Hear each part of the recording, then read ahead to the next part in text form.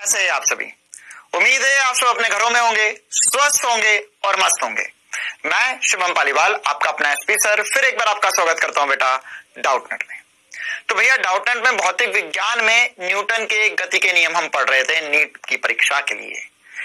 तो आज उसी श्रृंखला में अपना एक नया लेक्चर, इस लेक्चर में हम स्प्रिंग के बारे में चर्चा करेंगे ना। जैसे आप मेरे पीछे फोटो देख सकते हैं ना, इसमें एक स्प्रिंग है और स्प्रिंग के नीचे एक द्रव्यमान लटका गया है। तो हम ये स्प्रिंग में हमें क्या क्या बातें पता होनी चाहिए उन सब पे चर्चा करने वाले हैं बेटा। चलिए तो हम क्लास शुरू करते हैं। इस चैप्टर में अभी तक हमने न्यूटन की गति का प्रथम नियम देखा था, फिर उसके बाद हमने बल और संवेग के बारे में जानकारी हासिल करी थी। उसी के साथ साथ हमने द्वितीय नियम पर भी चर्चा कर ली थी। फिर हमने आवेग और तृतीय नियम पर चर्चा करी थी। फिर आने वाले समय में हमने मुक्त पिंड आरेख पढ़ा। फिर उसके बाद में हमने अभिलंब प्रतिक्रिया बल पढ़ा बेटा। और फिर इस चैप्टर में रस्सी में तनाव देखा था, जो एक बहुत ज्यादा इंपॉर्टेंट सी बात होती है। अब उसी चीज को आगे कंटिन्यू करेंगे हम स्प्रिंग बल के रूप में। किसके रूप में कंटिन्यू करेंगे? स्प्रिंग बल के रूप में ना। जैसे हम तनाव पढ़ रहे थे वैसे ही स्प्रिंग बल भी होगा ही होगा। फिर उसके बाद में हम छदम बल पर चर्चा करेंगे ना। छदम बल या इसे आभासी बल भी कहते हैं। तो छदम बल या आभासी बल पर चर्चा होगी आने वाले समय में। चलिए बेटा, तो हम क्लास शुरू करते हैं आज स्प्रिंग बल के साथ ही साथ हम बाधित गति पर भी चर्चा करेंगे और निर्देश तंत्र भी देखेंगे कि क्या होते हैं। निर्देश तंत्र के बारे में हमने आपको ऑलरेडी पहले भी बताया है थोड़ा बहुत, लेकिन निर्देश तंत्र पर अब हम और जानकारी हासिल करना चाहेंगे। चलिए बेटा, तो क्लास शुरू करते हैं स्प्रिंग बल से। अब स्प्रिंग बल क्या होता है उससे पहले कुछ बेसिक सी बातें। क्या हमने स्प्रिंग देखी है कभी हमारे जीवन में? हाँ सर, हमने स्प्रिंग बहुत बार देखी है ना। जैसे फॉर एग्जाम्पल हमारे पास जो स्प्रिंग होती है ना, तो स्प्रिंग हमने गाड़ियों में देखी होगी है ना। जैसे बाइक वगैरह जो सस्पेंशन लगे हुए रहते हैं वो स्प्रिंग होते हैं। या एकदम बेसिक सी बात सर, हमारे पास जो टच वाला पेन होता था ना, पीछे से बंद चालू होता था, तो उसके अंदर भी एक स्प्रिंग लगी हुई होती है। और इसी प्रकार से हमने बहुत इत्यादि जगहों पर स्प्रिंग हमारे जीवन में देखी है। अब हमें स्प्रिंग को पढ़ना है, तो बेटा स्प्रिंग बनती कैसे, पहले तो ये समझते हैं। क्या होता है बेटा, स्प्रिंग में है ना हमारे पास लोह धातु लिया जाता है ना। और वैसे मिश्र धातु होता है, स्टील होता है वैसे तो स्प्रिंग में। तो स्टील क्या होता है, स्टील जो होता है वो लोहे और कार्बन का एक मिश्र धातु होता है। तो उस मिश्र धातु को है ना, उसका एक तार बनाया जाता है और उस तार को हम गोल घुमा देते हैं। तो अब ये जो गोल घूम जाता है यह एक स्प्रिंग कहलाता है। क्या कहलाता है? एक स्प्रिंग कहलाता है। अब स्प्रिंग में, हिंदी में भी स्प्रिंग ही कहते हैं, कोई दिक्कत वाली बात नहीं है ना। अब स्प्रिंग में क्या होता है ये समझना होगा हमें। अब स्प्रिंग में क्या क्या हो सकता है? पहली बात तो सर, जब हम स्प्रिंग पे बल लगाते हैं तो स्प्रिंग खींच जाती है ना। स्प्रिंग में बल लगाते हैं तो स्प्रिंग खींच जाती है। तो बेटा ये जो स्प्रिंग खींच रही है इसको हम प्रसार बोल सकते हैं है ना, ये विस्तार बोल सकते हैं। इसमें विस्तार हो रहा है स्प्रिंग का। इसी प्रकार से जब हम स्प्रिंग को दबाते हैं तो देखो दो प्रक्रिया हो सकती है ना। क्या हो सकता है कि स्प्रिंग को हमने दबाया तो स्प्रिंग छोटी हो गई, और स्प्रिंग को जब हमने खींचा तो स्प्रिंग बड़ी हो गई। ठीक है, तो वो दो चीजें इस प्रकार से कुछ हो सकती है ना, कि ये यहां पर क्या था, ये एक स्प्रिंग थी, स्प्रिंग के आगे मैंने एक बॉल बांध दी। अब ये पहले अपनी साम्य अवस्था में थी ना, तो या इसे हम वास्तविक लंबाई कह सकते हैं। फिर क्या होगा कि स्प्रिंग को मैंने इसे दबाया, तो स्प्रिंग को जब दबाया तो इसमें संपीड़न आ गया, मतलब इसमें लंबाई इसकी कम हो गई। तो इसे हम ए कंडीशन में क्या बोलेंगे बेटा, हम इसे इसकी वास्तविक लंबाई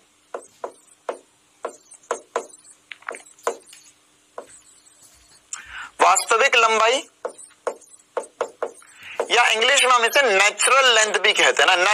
नेचुरल लंबाई मतलब कि जो उसके नेचर में थी, ऑलरेडी उसके पास थी। मतलब अगर स्प्रिंग को कुछ भी ना किया जाए तो उसमें वास्तविक लंबाई इतनी होगी। अब ये एफ बल की तरफ अभी हमें ध्यान नहीं देना है ना, अभी हम बिल्कुल बेसिक सी बातें कर रहे हैं। अगर मैंने स्प्रिंग को दबाया तो इसकी लंबाई जो है बेटा वह कुछ कम हो गई, मतलब ये अपने वास्तविक लंबाई से कुछ छोटी हो गई। तो मान के चलो मैंने बोला कि ये एक्स कम हो गई। कितनी कम हो गई? एक्स कम हो गई। तो इस प्रक्रिया को हम बोलेंगे कि इसमें संपीड़न हुआ। क्या हुआ भैया?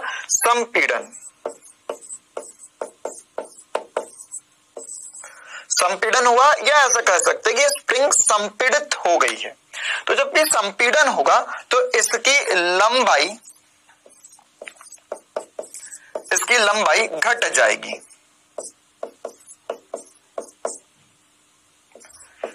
तो अगर इसकी लंबाई घट जाएगी तो इस प्रक्रिया को हमने क्या कहा, संपीड़न कहा।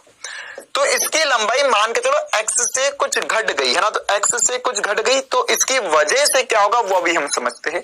लेकिन हम इतना समझ सकते हैं अभी कि सर अगर हमने स्प्रिंग को दबाया तो उसकी लंबाई कम होगी।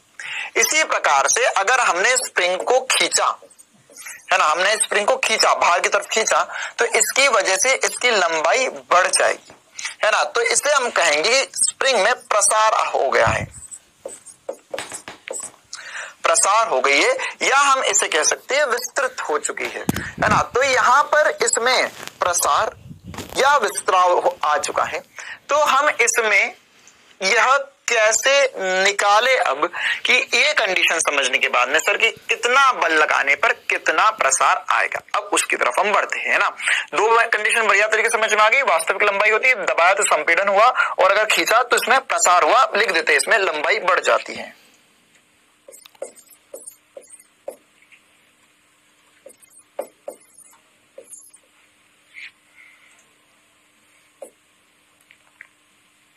विस्तार हो गया, ये हम लिख सकते हैं विस्तारित हो चुकी है ये, है ना। इसमें क्या हो रहा है, लंबाई बढ़ जाएगी।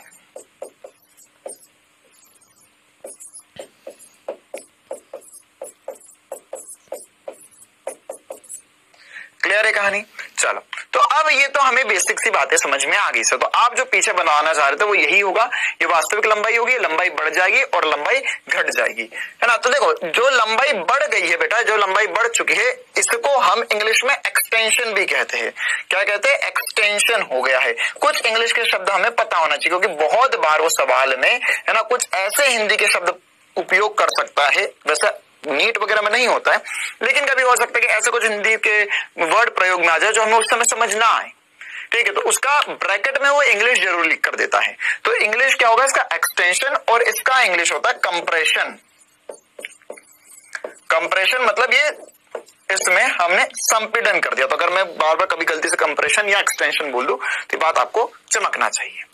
अब क्या होगा बेटा, अगर या तो कंप्रेशन आए मतलब संपीड़न आए, या विस्तार हो इसका, तो दोनों ही कंडीशन में यह स्प्रिंग बल लगाती है, ठीक है। अब उससे भी पहली स्टेप हम समझते हैं कि अगर स्प्रिंग में मुझे बल लगाना है, मतलब स्प्रिंग में मुझे प्रसार करना है या संपीड़न करना है, तो मुझे बल कैसा लगाना होगा, ठीक है। तो सर ये एकदम आसान सी बात है कि अगर आपने स्प्रिंग में, ध्यान से समझना, अब मान के चलो एक स्प्रिंग है, तो स्प्रिंग है, तो स्प्रिंग में आप बल लगाओ, तो स्प्रिंग में अगर मैंने इस तरफ बल लगाया तो स्प्रिंग में संपीड़न आएगा। तो एक बात बताओ कि अगर ये खुली स्प्रिंग है, खुली हुई स्प्रिंग है ना, जैसे मान के चलो मेरा पेन जो है स्प्रिंग है, क्या मैं इसमें एक तरफ बल लगाऊंगा तो ये दब जाएगी? नहीं, एक तरफ बल लगाने से नहीं दबेगी, है ना। क्यों? क्योंकि एक तरफ बल लगाया सर, मान के चलो आपने इधर बल लगाया, इधर कुछ भी नहीं है, इधर खाली है, इधर कुछ भी नहीं है, तो इसकी वजह से क्या होगा, अगर मैंने इसमें बल लगाया बल लगाया बल लगाया तो ये आगे चले जाएगी, इसमें कंप्रेशन नहीं होने वाला। तो उसके लिए सबसे इंपॉर्टेंट सी बात है कि मुझे जितना बल F इधर लगा रहा हूं मैं, उतना ही बल F इधर भी लगाना पड़ेगा, तब जाके इसमें संपीड़न होगा। या अगर ये स्प्रिंग की वास्तविक लंबाई है और इसमें मैंने F बल इधर लगाया, तो उतना ही F बल इधर भी लगाना पड़ेगा, तब जाके इसमें प्रसार होगा। मतलब क्या हुआ इसका कि मुझे दो बल लगाने पड़ेंगे, है ना, और दोनों बल बराबर हो और दिशा में विपरीत हो, या तो अंदर की तरफ हो जाए या तो बाहर की तरफ जाए, तभी इसमें स्प्रिंग या तो खींचेगी या स्प्रिंग दबेगी। ये कुछ हमारी रस्सी जैसा ही है यार, हमारी रस्सी जैसा ही है ना। रस्सी जैसा है मतलब रस्सी को भी अगर आपने एक तरफ से खींचा तो रस्सी आपके साथ भाग जाएगी, उसमें तनाव उत्पन्न होने वाला नहीं है। रस्सी में तनाव उत्पन्न करवाने के लिए हमें क्या करना पड़ता था सर, इधर से अगर आप खींचो तो इधर से भी खींचो, तब जाके उसमें तनाव उत्पन्न होगा, या एक तरफ से बांध दो रस्सी को।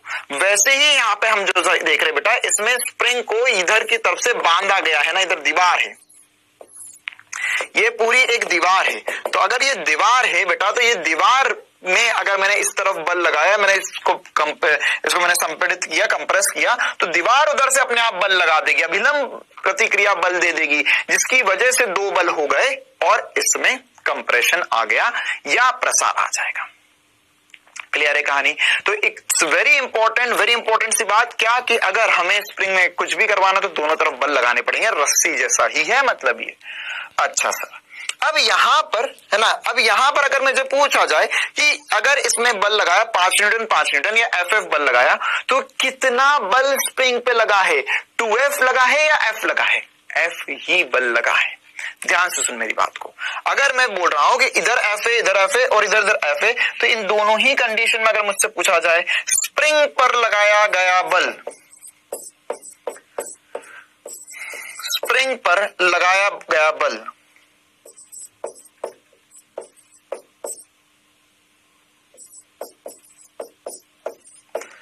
तो स्प्रिंग पर लगाया गया जो बल है बेटा, वो बल जो है वो F के बराबर ही है।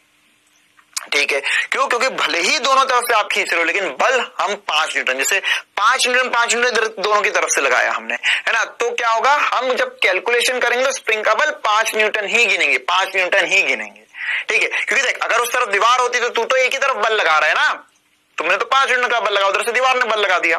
तो वैसे कुछ यहां पर है कि अगर हमें इसे संपीड़ित करना तो या तो इसको इधर से पकड़ के रखो और फिर बल लगा दो, या दोनों तरफ से बल लगा दो, तो बात बराबर ही है, वो बल F ही होगा।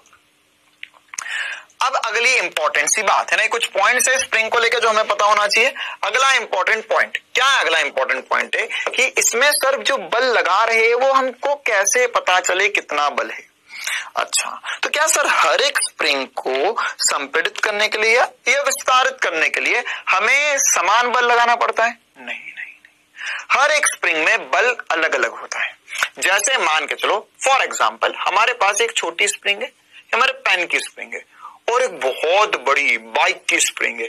तो खुद सोचो कि अगर मैंने यहां पर मान के चलो दोनों समान लंबाई की स्प्रिंग ले ली, अब मुझे इससे एक्स संपीड़ित करना है, तो इसे मैंने एक्स संपीड़ित करा, इसको भी एक्स संपीड़ित किया, तो कॉमन सेंस से मैं बोल सकता हूं सर कि मोटी स्प्रिंग को या उसका तार को बहुत मोटा है तो उसमें संपीड़न लाने के लिए मुझे बहुत ज्यादा बल लगाना पड़ेगा, लेकिन इस स्प्रिंग में संपीड़न लाने के लिए इतना बल लगाने की आवश्यकता नहीं है। तो मैं कैसे पता करूं कि बल क्या है? तो बेटा हम देख सकते हैं कि जो स्प्रिंग में जो बल होता है ना, स्प्रिंग बल जो होता है, स्प्रिंग को संपीड़ित करने के लिए जो बल की आवश्यकता होती है वह बल को हम बाह्य बल बोलेंगे। और ये बाह्य बल जो होगा है ना, इसे हम F एक्सटर्नल भी बोल सकते हैं ना। F एक्सटर्नल मतलब मैं बाहर से बल लगा रहा हूं। तो ये जो बल होगा बेटा, ये बल समानुपाती होता है x के। किसके समानुपाती होता है? x के। x क्या है?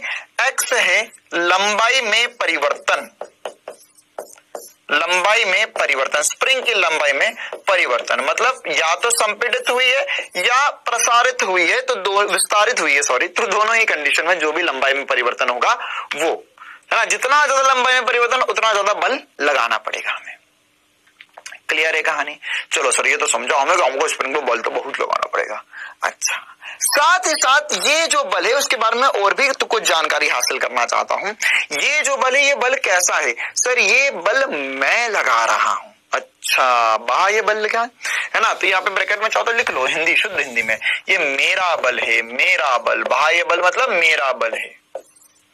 तो अगर मेरा बल है तो सर स्प्रिंग में और भी कुछ बल होता है क्या? बिल्कुल होता है।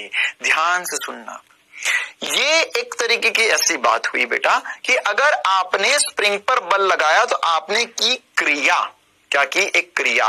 तो स्प्रिंग हमें एक प्रतिक्रिया बल भी देता है।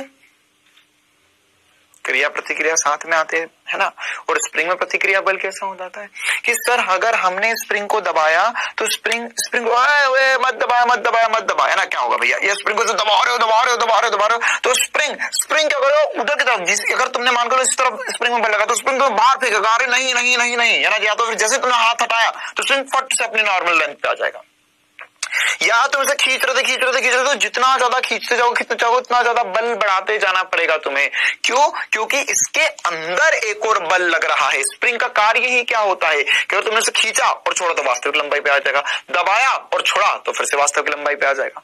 मतलब स्प्रिंग क्या चीज है? स्प्रिंग एक ऐसी चीज है कि उसको अगर मैं उसकी वास्तविक लंबाई से उसकी लंबाई बढ़ाई या कम करी दोनों ही कंडीशन में वो अपने अंदर एक और बल उत्पन्न कर लेती है जो कि प्रतिक्रिया बल कहलाएगा, है ना, जो कि क्या कहलाएगा, प्रतिक्रिया बल। तो ये मेरा जो बाह्य बल है इसे हम कह देते हैं ये क्रिया बल हो गया।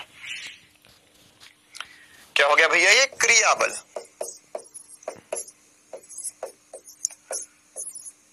ठीक है, और इसके एवज में जो स्प्रिंग है वो एक प्रतिक्रिया बल, स्प्रिंग प्रतिक्रिया बल देगा। और स्प्रिंग जो प्रतिक्रिया बल देगा, नहीं सर देगी, हाँ चलो ठीक है, तेरा देगी होता, हमारे भी देगी होता, चलो स्प्रिंग प्रतिक्रिया बल देगी। तो स्प्रिंग प्रतिक्रिया बल कितना देगी, अरे जितना बल लगाओगे उतना ही प्रतिक्रिया बल देगी। तो जो स्प्रिंग प्रतिक्रिया बल देती है उस बल को हम प्रत्यानयन बल कहते हैं।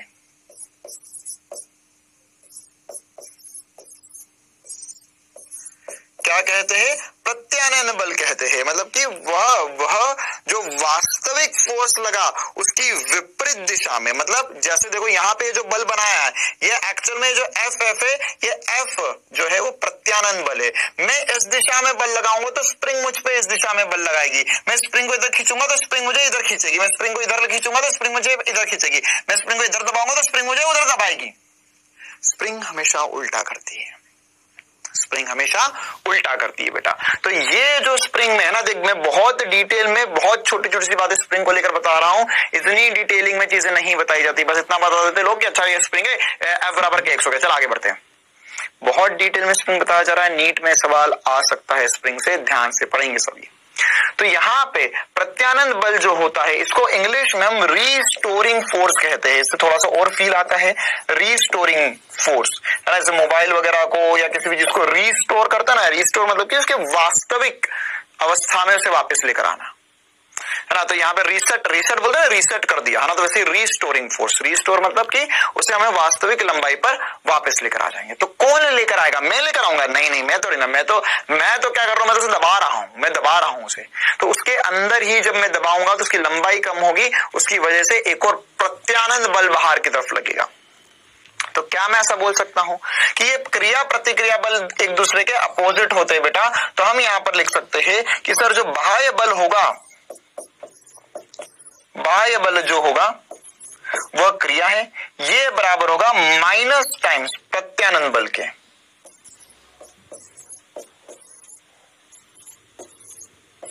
ये माइनस कैसे आ गया भैया, अरे भैया न्यूटन की गति का तीसरा नियम, F12 जो होता है वो बराबर होता है माइनस F21 के, है ना। जितना बल तुम उस पर लगाओगे उतना ही बल वो भी तुम पर लगाएगी स्प्रिंग, लेकिन विपरीत दिशा में लगाएगी।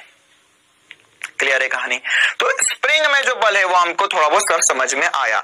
तो अगर मैं बाह्य बल के रूप में अगर बात करूं, अभी बाह्य बल के रूप में बात करूं तो सर F बराबर F समानुपाती हुआ x के, तो ये F बराबर किसके आया, तो बेटा यहां पर जो F होता है वह है समानुपाती x के। ये मैं F क्या लिख रहा हूं, F एक्सटर्नल बाह्य बल।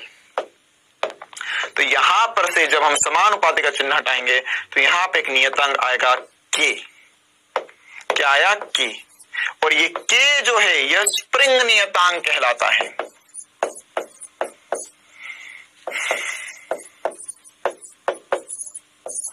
क्या कहलाता है, स्प्रिंग नियतांक, है ना। मतलब कि स्प्रिंग में कितना बल लग रहा है, जब वो अंदर, जब हम उसे संपीड़ित करें तो अंदर से कितना बल दे रही है उसका मान, या मुझे उसका x संपीड़न करने के लिए कितना बल लगाने की आवश्यकता है, F एक्सटर्नल हो जाएगा k इंटू एक्स के। किसके बराबर हो जाएगा, k इंटू एक्स के बेटा।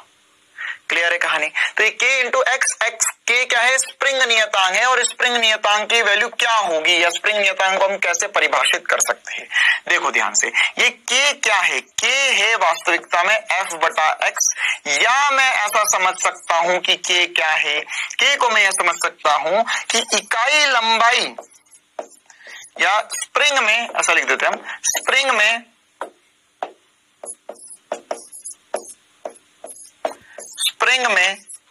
इकाई लंबाई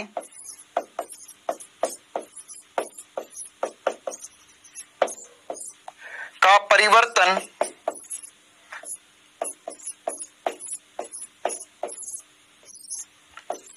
लाने के लिए आवश्यक बल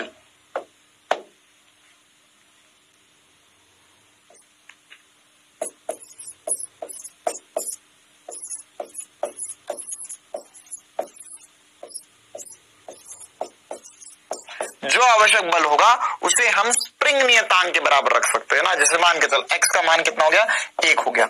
1 सेंटीमीटर भी हो सकता है, मीटर भी हो सकता है, कुछ भी हो सकता है। तो k बराबर f आ जाएगा। k बराबर क्या आ जाएगा, f आ जाएगा। ध्यान से सुनते जाओ मैं क्या बोल रहा हूं। k बराबर क्या आ जाएगा, f। अच्छा, अभी एक और छोटी सी बात कर लेता हूं, है ना। ये सर k का मात्रक क्या होगा, k का मात्रक क्या होगा सर? इसका मात्रक जो होगा न्यूटन प्रति मीटर। क्या होगा, न्यूटन प्रति मीटर। क्यों? क्योंकि है न्यूटन बटे में मीटर। अरे x है बेटा तो मीटर हो गया। अच्छा, इसकी विमा क्या होगी, विमा। ये स्प्रिंग नियतांक का पूछा जाता है अलग से भैया कि विमा क्या है, मात्रक क्या है, तो मैं सीधे निकाल रहा हूं इसकी विमा। इसकी विमा होगी बल बटा लंबाई। बल होता है ml, अरे बल क्या होता है, बल होता है mLT-2 बटे में लंबाई कर दूं तो L से L कट गया तो क्या आ जाएगा, ये आ जाएगा m1T-2, m1T-2। ये क्या आ गया, ये स्प्रिंग नियतांक की विमा आ गई। अभी स्प्रिंग नियतांक खत्म नहीं हुआ है, अभी तो बस मैंने थोड़ा सा फील लिया है कि सर अच्छा ऐसा कुछ हो रहा है। मतलब क्या हुआ कि अगर मान के चलो मुझे स्प्रिंग को x प्रसारित करना है तो उसमें जो स्प्रिंग बल लगेगा, ये स्प्रिंग बल लगाने की आवश्यकता जो है, मुझे स्प्रिंग बल लगाने की जो आवश्यकता है वो कितनी है, स्प्रिंग बल कितनी लगाने की आवश्यकता है, स्प्रिंग बल kx लगाने की जरूरत है। कितनी है, kx। क्लियर है ना। तो ये k क्या है, k को अब मैं ऐसा समझ सकता हूं कि यहां पर मेरे पास स्प्रिंग थी। जैसे मान के चलो कि अगर एक स्प्रिंग है, उसका स्प्रिंग नियतांक है 50 न्यूटन प्रति मीटर। कितना है, 50 न्यूटन प्रति मीटर। मतलब इसका 1 मीटर लंबाई में प्रसार करने के लिए मुझे कितना बल लगाना पड़ेगा, 50 मीटर का बल लगाना पड़ेगा। ऐसे ही 2 मीटर करना हो तो 50 इंटू 2, 3 मीटर करना हो तो 50 इंटू 3। मतलब जितना मुझे प्रसार करना है या जितना संपीड़न करना है उतना बल लगाना पड़ेगा। तो इसीलिए मैं बोल रहा हूं F बराबर kx। इसलिए क्या बोल रहे हैं हम, F बराबर kx। क्या ये बात सबको चमकती है ना। जैसे फॉर एग्जांपल इस स्प्रिंग में अगर मुझे 1 मीटर का प्रसार करना है, 1 मीटर के प्रसार के लिए एक प्रसार भी हो सकता है, संपीड़न भी हो सकता है।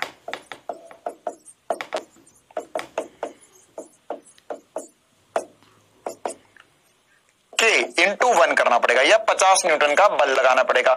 2 मीटर के लिए इंटू 2 कर दो, 3 मीटर के लिए इंटू 2 कर दो, इंटू 3 कर लो। तो एकदम आसान सा फॉर्मूला है। क्या कह रहा है फॉर्मूला, F बराबर kx। F बराबर kx कहता फॉर्मूला। F बराबर kx क्यों कहता फॉर्मूला, क्योंकि F जो है वो समानुपाती है x के। जितना ज्यादा खींचोगे उतना ज्यादा बल लगाना पड़ेगा। क्लियर है बेटा। अच्छा, एक छोटा सा, एक बहुत ही छोटा सा मैं तुम्हें प्रश्न करवाना चाहता हूं इसमें, ताकि बस हमें फील आ जाए, फिर हम आगे बढ़ेंगे। एक बहुत ही एकदम आधी लाइन का प्रश्न। यहां पे एक स्प्रिंग दी गई है,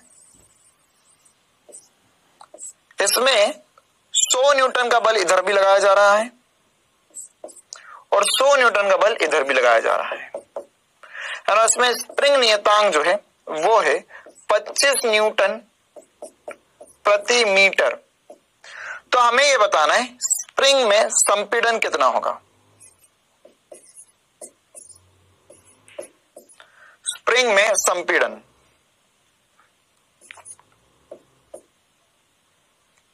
स्प्रिंग में संपीड़न कितना होगा।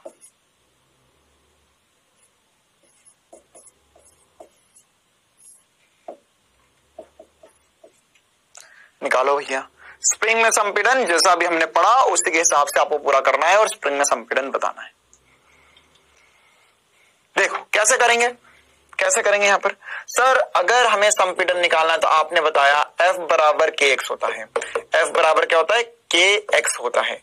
तो F कितना है, 100 न्यूटन का मान है। K कितना है, K है 25 न्यूटन का और x निकालना है हमें। तो x का मान कितना आ जाएगा, 4 मीटर। मतलब अगर आपने 100 न्यूटन का बल लगाया तो स्प्रिंग 4 मीटर दब जाएगी, है ना। स्प्रिंग 4 मीटर दब जाएगी। क्लियर है बेटा। चलो भैया आगे बढ़ते हैं हम और इंपॉर्टेंट बातों की तरफ। ये तो हमें समझ में आ गया सर। अब मैं इसमें ही चर्चा करना चाहता हूं प्रत्यानंद बल पे, और चर्चा करना चाहता हूं प्रत्यानंद बल पे। तो प्रत्यानंद बल जो होगा वह बराबर होगा माइनस एफ एक्सटर्नल के, मतलब कि स्प्रिंग जितना बल उत्पन्न करेगी, स्प्रिंग जितना बल उत्पन्न करेगी वो बाह्य बल के नेगेटिव टाइम्स होगा, है ना, उसके बराबर होगा। तो यहां पर ऑब्वियस सी बात है कि अगर मैं स्प्रिंग में इधर की तरफ संपीड़न कर रहा हूं तो स्प्रिंग मुझ पे कितना बल लगेगी, इस तरफ लगाएगी, है ना। ये वैसी ही कहानी है जैसी हमने स्ट्रिंग के लिए पढ़ी थी, रस्सी में तनाव के वक्त पढ़ी थी। बेटा ध्यान से सुनो, हमने पढ़ा था कि सर एक रस्सी है, किसी भी आकार की रस्सी है, ऐसी टेढ़ी मेढ़ी पड़ी हुई थी कहीं रोड पर, है ना। अब हम गए, इसे उठाया, इसे उठाकर हमने खींचा, है ना, इसे खींचा। तो जब स्प्रिंग को खींचेंगे तो स्प्रिंग में हमने बल लगाया, एफ इधर बल लगाया, है ना, दोनों हाथों से मिलकर स्प्रिंग को खींचा, स्ट्रिंग रस्सी को खींचा, है ना, रस्सी है ये भैया, स्ट्रिंग है अभी, है ना, अभी मैंने स्प्रिंग को गोली मार दी, स्ट्रिंग बहुत कंफ्यूजन, रस्सी है, बस इतना ध्यान रख, रस्सी है। तो इस रस्सी को मैंने खींचा, तो इस रस्सी को खींचा तो इसमें कितना तनाव उत्पन्न होता है, सर इसमें तनाव उत्पन्न होता है, और आपने बताया ये अंदर की तरफ उत्पन्न होता है। अरे ये सीखा हमने, तो टी तनाव अंदर की तरफ उत्पन्न हो रहा है, क्यों? क्योंकि हमने आखिरी वाले पार्टिकल के जीवन के बारे में सोचा, उस पर इधर की तरफ बल लग रहा है, उसको इधर, इसके दूसरे वाले भी प्यार कर रहे हैं, दूसरे वाले भी बुला रहे, तो ये अंदर वालों के चक्कर में बाहर वाले के साथ थोड़ी ना भाग जाएगा। तो इस पर ये सारे अंदर वाले अंदर की तरफ तनाव बल लगा रहे और एक बाह्य बल उधर की तरफ लग रहा है, ठीक है। तो ये अंदर अंतर आणविक बल की वजह से बल लगता था। तो वैसे ही बेटा यहां पर अगर स्प्रिंग है, अब ध्यान समझना, बच्चे बहुत ज्यादा कंफ्यूज हो जाते हैं, इसलिए मैं इतना डिटेलिंग में पढ़ा रहा हूं ये सारी चीजें, है ना। यहां पर अगर ये स्प्रिंग है, स्प्रिंग पे दो बल लगे बाहर की तरफ, ये एफ एक्सटर्नल इधर की तरफ लगा जिससे खींचना चाहता है, एफ एक्सटर्नल इधर की तरफ लगा जिससे खींचना चाहता है।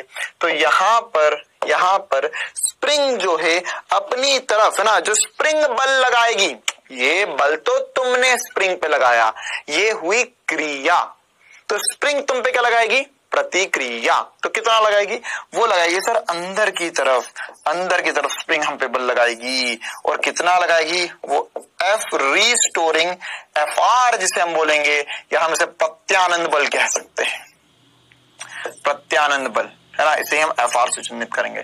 तो एफ आर या एफ रीस्टोरिंग का जो मान आ गया, प्रत्यानंद बल का मान जो आएगा वो बराबर आएगा बाह्य बल के ही, लेकिन नेगेटिव दिशा में आएगा। किस दिशा में आएगा, नेगेटिव दिशा में, है ना। अभी हम आगे चल के जो बल की बातें करेंगे वो हम हर बार क्या करेंगे, स्प्रिंग के प्रत्यानंद बल की वजह से ही बातें करेंगे। क्यों?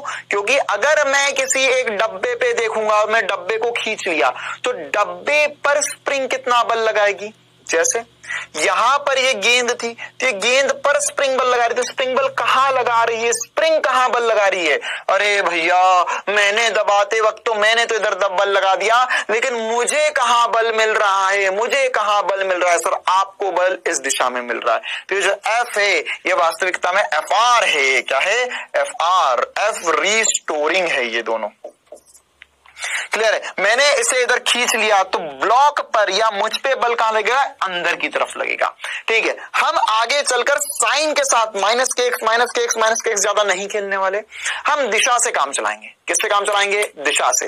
दिशा हमें पता होनी चाहिए, तो दिशा कहां है, दिशा किस तरफ होगी, दिशा जिस दिशा में तुम बल लगाओगे उसकी विपरीत दिशा में होगी। तो तुमने बल लगाया इधर, दिशा होगी इस तरफ, तुमने बल लगाया इधर, दिशा होगी अंदर, ठीक है। तो इसीलिए यहां पे एक नेगेटिव साइन आया, F बराबर माइनस के एक्स। वाह भाई वाह। तो सर ये कहां लगेगा, ये हमेशा हम जब बल लगाएंगे उसकी विपरीत दिशा में लगेगा। तो हमें जो भी सॉल्व करना होगा या हमें जो भी करना होगा उस सब में हम दिशा के साथ खेलेंगे, अच्छा इधर की तरफ दिशा लग रही, और जो बल है उसका मान के एक्स के बराबर रख देंगे। क्लियर है छोटी सी बात, चलो भैया। तो सर इतना तो चमका, अब क्या करें आगे, देखो आगे और कुछ करते हैं हम तूफानी। इसका एक छोटा सा ग्राफ बनाना चाहता हूं मैं यार, प्लीज मुझे ग्राफ बनाने दो। प्रत्यानंद बल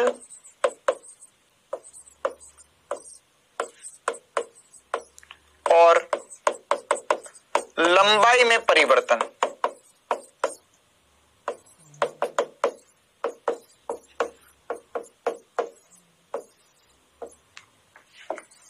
मध्य ग्राफ। तो क्या ग्राफ बनेगा सर? f बराबर माइनस के एक्स है। तो अगर मैंने f यहां रख दिया, x यहां रख दिया, तो ग्राफ कैसा बनेगा सर? अगर प्रत्यानंद बल के बीच में बना रहे हो तो f बराबर माइनस के एक्स, मतलब कि ये हो गया माइनस, तो ये हो गया y, ये हो गया m और ये हो गया x तो x ही है, x अक्ष पे x ही है, y अक्ष पे f था इसलिए उसे y लिख दिया। तो ढाल कैसी है सर? इसकी जो ढाल आई है, जो m आया है वो माइनस के आया है, मतलब कि ढाल नेगेटिव है। तो ये जो ग्राफ बनेगा f बराबर माइनस के एक्स का ग्राफ बनेगा, एकदम स्ट्रेट लाइन। क्लियर है? बाह्य बल के साथ बनाता तो पॉजिटिव बन जाता, अभी प्रत्यानंद बल के साथ बनाया तो इधर की तरफ बना। क्लियर है कहानी, है ना? ध्यान रखना ये f क्या है, अरे अपोजिट यार, इतनी सी तो बात है ना, इतनी सी तो बात है कि अगर सर आप अगर अपने ग्राफ अगर आपने बाह्य बल के साथ बना तो पॉजिटिव आएगा और प्रत्यानंद बल के साथ बना तो नेगेटिव आ जाएगा। क्लियर है? तो ये सब कुछ स्प्रिंग को लेके हमें पता होना चाहिए। इसके अलावा हम और भी इंपॉर्टेंट बातें करते हैं और हम कुछ सवालों की तरफ बढ़ते हैं, है ना? तो देखो बेटा, हमें कैसे सवाल आएंगे स्प्रिंग पर, हमें कैसे सवाल आएंगे स्प्रिंग पर। एक सवाल तो यही मैंने करवाया दिया, स्प्रिंग प्रसार, ठीक है? तो वैसे ही सवाल हमारे पास आ सकते हैं। हमको बोलेंगे कि यहां पर एक स्प्रिंग है, ये एक ब्लॉक है, दोनों साम्य अवस्था में है, ठीक है? फिर बोला कि यदि स्प्रिंग में K बराबर 50 न्यूटन प्रति मीटर है और इसमें प्रसार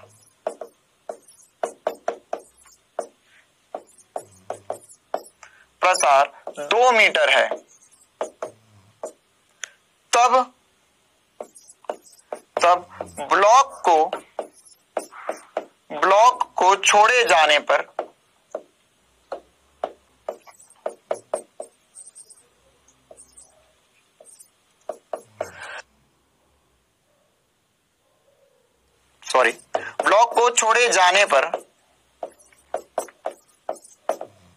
इसका त्वरण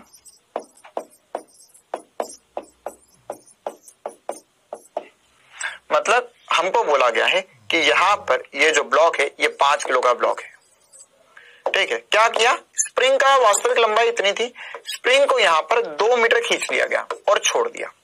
तो पहली बात तो त्वरण किस दिशा में आएगा और कितना आएगा।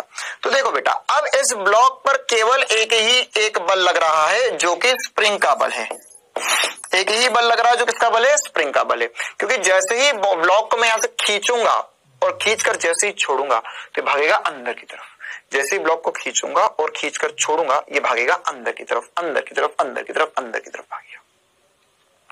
तो अंदर की तरफ जब भागेगा, अंदर की तरफ भागेगा तो इसका त्वरण कितना होगा। तो अगर मैं ब्लॉक का एफबीडी बनाऊं, है ना, ब्लॉक का एफबीडी बनाऊं तो देखो बेटा क्या होगा, एफबीडी ब्लॉक का, तो इस ब्लॉक पे सर नीचे की तरफ mg होगा और ऊपर की तरफ नॉर्मल होगा जो आपस में बराबर होंगे, मैं 1000 बार कर चुका हूं। अब सर इसमें इस तरफ अब मैं माइनस कुछ नहीं लगा रहा हूं, मुझे पता है ये स्प्रिंग का बल है ब्लॉक पर, तो इसे कर दूंगा मैं kx के बराबर, एफ स्प्रिंग बोल दिया, एफ एस मतलब एफ स्प्रिंग बोल दिया। तो स्प्रिंग का बल ब्लॉक पे लग रहा है और वो अंदर की तरफ लग रहा है, तो कितना लग रहा है, ये kx के बराबर लग रहा है। बस कहानी खत्म हो चुकी है। तो यहां पर अगर हमें त्वरण निकालना है तो इस पे एफ नेट जो होगा वो केवल और केवल स्प्रिंग का बल होगा। इस ब्लॉक पे कौन बल लगा रहा है, स्प्रिंग लगा रही है अंदर की तरफ, क्योंकि आपने इसको खींचकर छोड़ दिया, जैसे ही छोड़ोगे तो ब्लॉक अंदर की तरफ भागेगा। किसके बल की वजह से भागा, कौन खींचा उसे, स्प्रिंग। स्प्रिंग कितना से खींचेगी, kx, x से, है ना। जैसे जैसे अंदर जाएगा तो त्वरण कम होता जाएगा, क्यों, क्योंकि बल कम होता जाएगा। अरे F बराबर kx से जैसे जैसे वो नॉर्मल स्थिति में आएगा तो त्वरण कम होता जाएगा।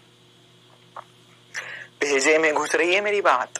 अगर स्प्रिंग को जितना ज्यादा खींचते तो उतना ज्यादा बल लगाना पड़ता है ना, तो जितना ज्यादा खींचकर छोड़ूंगा तो जब स्प्रिंग संपीड़ित होती जाएगी मतलब स्प्रिंग अपनी वास्तविक लंबाई में आती जाएगी तो उसमें प्रसार कम होता जाएगा। तो अगर प्रसार कम हो रहा है तो x का मान कम हो रहा है तो उस पे जो प्रत्यानन्न बल लग रहा होगा या वो जो बल इसे वापस वास्तविक लंबाई में ला रहा है वो कम होता जाएगा। ठीक है, वो तो सब आगे की कहानी, वैसे इतना कॉम्प्लिकेटेड सवाल नीट में कभी आएगा नहीं, लेकिन फिर भी पते की बात मैंने आपको बता दी। ठीक है, क्योंकि प्रसार कम होगा तो kx कम हो जाएगा, kx कम होता जाएगा तो इसका बल कम होता जाएगा या त्वरण कम होता जाएगा। जब ये साम्य अवस्था पे लौटेगा तो त्वरण शून्य हो जाएगा, फिर इधर जाएगा, फिर संपीड़ित करेगा, फिर इधर आएगा, डोइंग डोइंग डोइंग ऐसा जम करेगा। ये बहुत आगे की कहानी है। चलो भैया, तो ये हम लिख देंगे एफ नेट जो होता है सर वो एम ए के बराबर होता है। एफ नेट किसके बराबर होता है? एम ए के बराबर होता है। और ये जो होगा स्प्रिंग बल ये कितना होगा? के एक्स होगा। मैं माइनस माइनस नहीं लगाऊंगा, मैं पूरे सवाल में कहीं माइनस नहीं लगाऊंगा, वो समझाने के लिए मैंने तुझे बताया था। क्यों? क्योंकि हम प्लस माइनस नहीं खेलते, हम दिशा से खेलते हैं। तो दिशा मुझे पता है इस तरफ है, तो त्वरण कितना आ गया? ये आ गया के एक्स बटा एम। ये मेरा आंसर है। अब के का मान रख दो, एक्स का मान रख दो, एम का मान रख दो, आंसर निकाल लो। एक बार निकाल देते हैं सर, कितना हो जाएगा ये, है ना? इसको थोड़ा सा इधर सेट कर देते हैं हम। तो यहां से त्वरण जो आ जाएगा वो आ जाएगा के एक्स बटे में एम। तो के कितना है? के है 50 गुणा एक्स कितना था? 2 था बटे में 5। ओहो, खतरनाक त्वरण 20 मीटर प्रति सेकंड स्क्वायर का त्वरण आएगा। कितने का त्वरण आएगा? 20 मीटर प्रति सेकंड स्क्वायर का त्वरण आएगा। तो ये बहुत ही लाजवाब सवाल, 20 मीटर प्रति सेकंड स्क्वायर का त्वरण दिया इसने हमें। चलो, तो अब आगे बढ़ते हैं हम।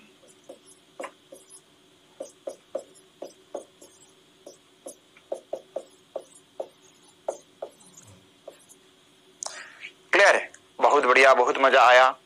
ये बढ़िया सा सवाल एक। अब हम आगे बढ़ते हैं और स्प्रिंग में और भी बातें करते हैं। देखो बेटा, अब अगली कहानी जो हमारे सामने आने वाली, ये तो हमें पहला ही सवाल एकदम खतरनाक लेवल का कर लिया, जिसमें स्प्रिंग बल लगा रही थी तो चल रहा था, गति कर रहा था। ठीक है, अब आगे चलकर हमें ऐसे भी सवाल आएंगे जिसमें स्प्रिंग विरामावस्था में रहेगी। ठीक है, स्प्रिंग विरामावस्था में है या स्प्रिंग जो लगी हुई है वो 2 ब्लॉक के बीच में लगी हुई है, 3 ब्लॉक के बीच में लगी हुई है। तो बेटा उसके लिए एक शॉर्ट ट्रिक बता रहा हूं मैं आपको, है ना, एक बहुत ही जबरदस्त ट्रिक बता रहा हूं कि आपको स्प्रिंग में ना, जैसे अगर मान के चलो एक ही स्प्रिंग है जो रस्सी के बीच में कहीं ना कहीं लगी है, तो स्प्रिंग में जो बल उत्पन्न होता है ये ज्यादातर विराम अवस्था के लिए लेंगे हम।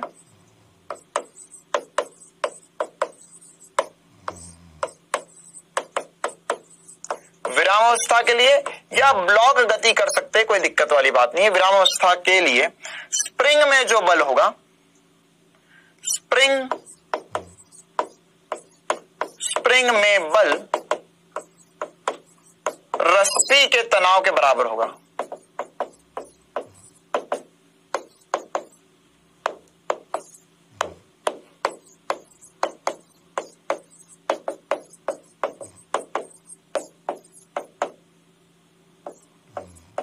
क्या मतलब है इसका?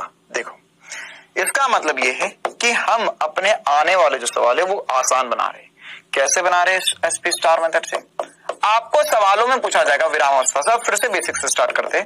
आपको बोलेंगे कि यहां पर एक स्प्रिंग है जिसमें है, यहां पर ऐसे कुछ स्प्रिंग लगी हुई है जैसे हमने सवाल शुरुआत करी थी ना, और यहां पर एक एम द्रव्यमान। ठीक है, अब ये इसको स्प्रिंग को नीचे करके छोड़ दिया होगा, है ना, तो ये कहीं ना कहीं विरामावस्था में होगी, है ना। इसे हम स्प्रिंग बैलेंस भी कहते हैं। एक ऐसी चीज आपने स्कूल वगैरह में भी देखी होगी, या अगर हम जैसे कुछ बहुत बड़ी सामग्री कभी खरीदने जाते हैं, या जैसे अटाले वालों के पास ये इस प्रकार के एक स्प्रिंग बैलेंस होता है जो हमारा भार मापता है, भार मापने के काम आता है ना। अगर आपने कहीं देखा हो, जैसे अगर यूजुअली बर्फ की सिल्ली जो बेचते हैं ना, उनके पास डेफिनेटली होता है 100%, कि बर्फ की सिल्ली बहुत बड़ी होती है तो उसको तोलना है तो उसको कहीं रख नहीं सकते उठा के बार बार, क्योंकि उठा पटक करेंगे तो टूट जाएगी ऐसी सिल्ली या पिघल जाएगी बर्फ जल्दी से। तो उसके लिए करते हैं एक बहुत बड़ी बर्फ की सिल्ली को, है ना, ऐसे धागे से बंधी हुई होती है और उसको ऐसा एक मीटर होता है ना, जिसमें से स्प्रिंग औरत की हुई होती है, और यहाँ पे इसमें कुछ नंबर लिखे हुए होते हैं केजी के लिए, और वो उसको आप यहां से पकड़ सकते हो हुक से, और उसके नीचे एक और हुक होता है, यहाँ पर 2 हुक होते हैं यूजुअली। तो ऊपर से आपने उसे पकड़ा और नीचे वाले हुक से उसमें सामान टांग दिया, तो जैसे ही इसके ऊपर द्रव्यमान रखा जाएगा तो कुछ ना कुछ रीडिंग दे देगा, भार दे देगा, है ना, द्रव्यमान बता देगा। तो ये जो स्प्रिंग नियता, ये स्प्रिंग बैलेंस है ना, ये क्या है, स्प्रिंग बैलेंस। तो ये जो मापन कर रहा है, स्प्रिंग बैलेंस जो मापन कर रहा है, वो जो है वह भी किसके जैसा है भैया, वो भी हमारे नॉर्मल, जैसे हमने पहले पढ़ा था ना वेइंग मशीन वाली बात, कि इस पे खड़े हो गए, अरे वेइंग मशीन दिखी थी, है ना, इसमें वो सुंदर कन्या और रामलाल को खड़ा किया था, तो खड़े हुए तो वो नीचे पाठ्यांक दे रहे थे। तो वैसे यहां पर भी हमसे पूछ सकते हैं कि इसमें इसकी रीडिंग कितनी आएगी। स्प्रिंग बैलेंस का पाठ्यांक, अरे हिंदी में लिखना है भैया,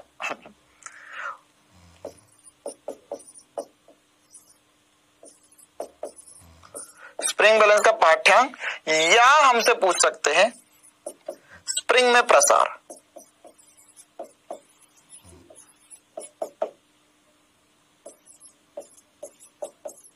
स्प्रिंग प्रसार, स्प्रिंग नियतांक के, ऐसा छोटा सा लिख देंगे खोपचे में, हाँ भैया स्प्रिंग नियतांक के है।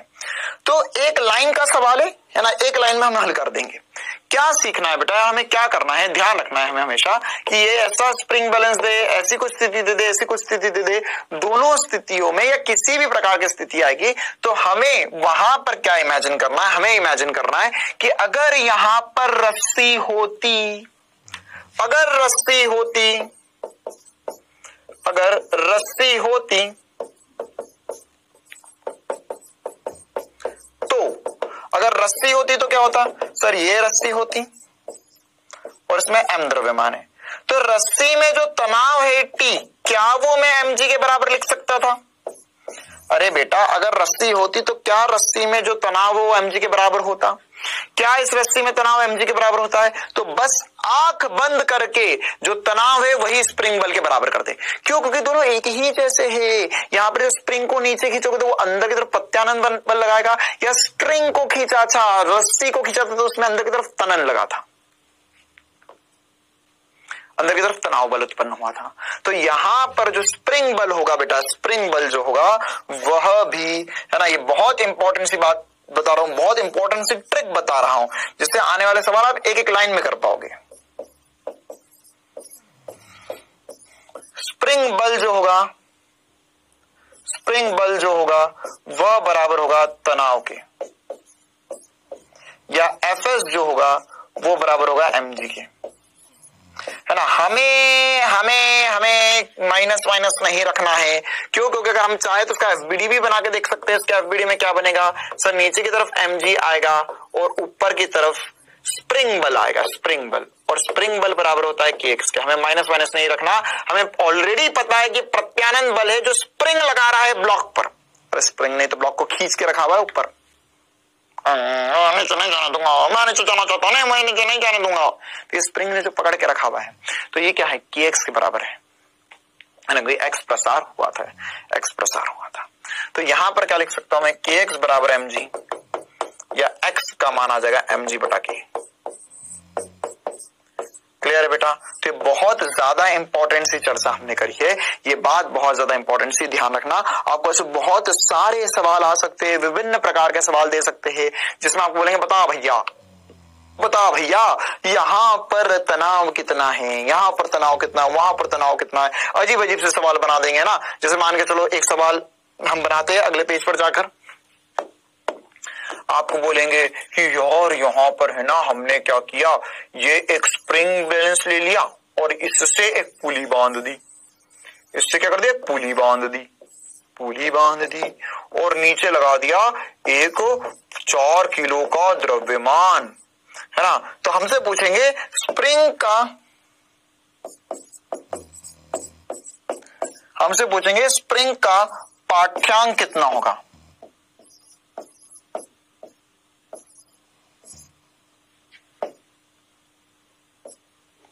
स्प्रिंग का पाठ्यांक कितने न्यूटन होगा।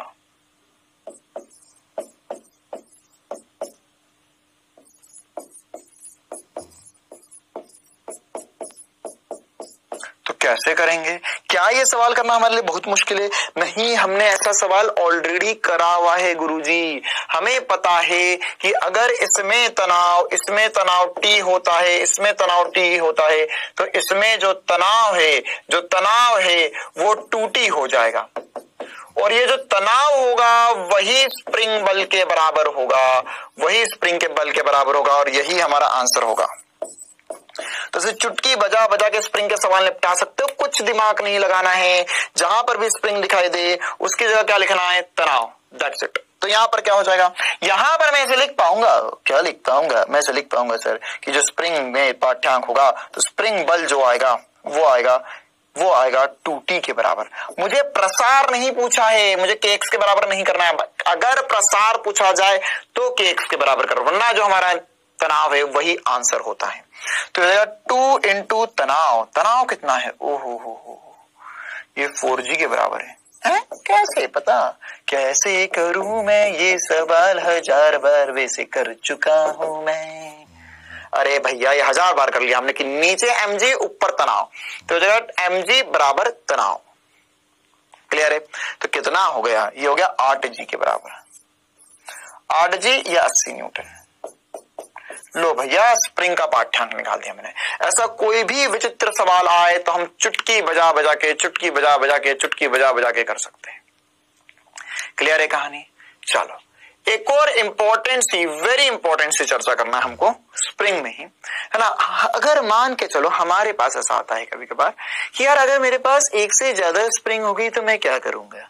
एक से ज्यादा स्प्रिंग होगी तो क्या करूंगा? वैसे ये सारी बातें आगे चलकर हम जब कार्य ऊर्जा शक्ति पढ़ेंगे तो उस चैप्टर में भी लगेगी, तो वहां पर भी पढ़ी जा सकती है, लेकिन मैं एक बार में स्प्रिंग पूरा पढ़ा ही रहा हूं, है ना। तो अगर मेरे पास स्प्रिंग है ना, अगर मान के चल मेरे पास 2 या 2 से ज्यादा स्प्रिंग है, तो अगर मैं स्प्रिंग के संयोजन की बात करूं, स्प्रिंग का संयोजन है ना, जैसे हम प्रतिरोध का संयोजन पढ़ते हैं वैसे ही हम किसका संयोजन पढ़ रहे हैं? स्प्रिंग का ना। इसे हमने प्रतिरोध का या इसके अलावा कैपेसिटर संधारित्र भी होता है ना, तो उसका भी संयोजन। तो वैसे ही स्प्रिंग का संयोजन क्या होगा? तो अगर मेरे पास 2 या 2 से अधिक स्प्रिंग हो गई तो मैं क्या करूं? तो देखो, जैसे हमारे पास प्रतिरोध के 2 संयोजन होते हैं। अरे कक्षा 11वीं में तो पढ़ा ना प्रतिरोध, 10वीं में तो पढ़ा ना प्रतिरोध कभी ना कभी।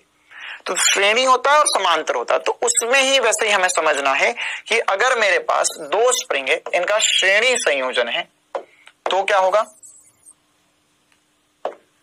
श्रेणी संयोजन है तो क्या होगा? और इसी प्रकार से भी हम समझेंगे समांतर संयोजन में क्या होगा और क्या पूछा जाएगा। तो देखो बेटा, हमसे क्या क्या पूछ सकते हैं कि यहां पर ये एक स्प्रिंग है, इसके नीचे एक और स्प्रिंग है, इसका स्प्रिंग नियतांक K1 है, इसका स्प्रिंग नियतांक K2 है, और इसके नीचे लगा दिया एक M ब्लॉक। तो हमसे पूछेंगे, देख हमारी स्प्रिंग भी भारहीन है, स्प्रिंग में भी कोई द्रव्यमान नहीं है, ठीक है। तो हमसे पूछा जाएगा कि सर ये K1 है, ये K2 है, ये K1 है, ये K2 है, ये K1 है, K2 है, तो इन दोनों में प्रसार समान होगा या अलग अलग होगा? इन दोनों में स्प्रिंग बल समान होगा या अलग अलग होगा? ऐसा पूछेंगे, है ना। तो देखो बेटा, करने को तो आप याद भी कर सकते हो, लेकिन मैं लॉजिक के साथ समझाता हूं हर चीज को, है ना। तो क्या लॉजिक है, ध्यान से समझना कि सर यहां पर आपने हमको सिखाया कि स्प्रिंग की जगह लगा लो एक स्ट्रिंग। तो अगर ये K1 K2 का कोई द्रव्यमान नहीं है, कोई द्रव्यमान नहीं, इसका भी कोई द्रव्यमान नहीं, स्प्रिंग का इसका भी कोई द्रव्यमान नहीं है, तो अगर मैं अलग अलग रस्सी भी लगाऊं तो कोई फर्क नहीं पड़ता, क्योंकि यहां से यहां तक बीच में कोई द्रव्यमान ही नहीं आया। तो यहां से यहां तक एक रस्सी होगी तो उस पूरी रस्सी में तनाव समान होगा। क्या होगा? तनाव समान होगा। मतलब कि यहां पर तनाव समान मतलब स्प्रिंग बल समान। फिर से सुन मेरी बात को, बहुत ध्यान से सुन मेरी बात को। ये K1 है, ये K2 है, तो ये दोनों भले ही स्प्रिंग अलग अलग हो। स्प्रिंग अलग अलग कहने का मतलब क्या? इसका स्प्रिंग नियतांक अलग अलग है, मतलब इन दोनों को मैं जब खींचूंगा तो अलग अलग बल लग सकता है समान लंबाई के। लेकिन अगर मैं समझू ये जो स्प्रिंग है, ये जो स्प्रिंग है, इन दोनों की जगह मैंने लगा दिया तार। क्या लगा दिया? एक वायर लगा लिया। सोच, ये वायर लगा लिया, एक रस्सी लगा ली। तो यार ये बताओ कि मुझे ये, अगर ये मैंने बोला ये एक रस्सी नंबर 1 है, रस्सी नंबर 2 है, तो क्या रस्सी नंबर 1 और रस्सी नंबर 2 के बीच में कोई ब्लॉक आया? नहीं सर, नहीं आया। तो अगर कोई ब्लॉक नहीं आया तो इन दोनों रस्सियों में तनाव समान होगा, मतलब ऊपर से नीचे तक तनाव समान होगा। मतलब सबसे इंपॉर्टेंट बात में से एक बात पता चली मुझे कि अगर दो स्प्रिंग श्रेणी संयोजन में होती है तो इनमें जो K1, इन दोनों में जो K1 K2 है, मतलब स्प्रिंग भले ही अलग अलग हो परंतु दोनों स्प्रिंग में तनाव समान होगा।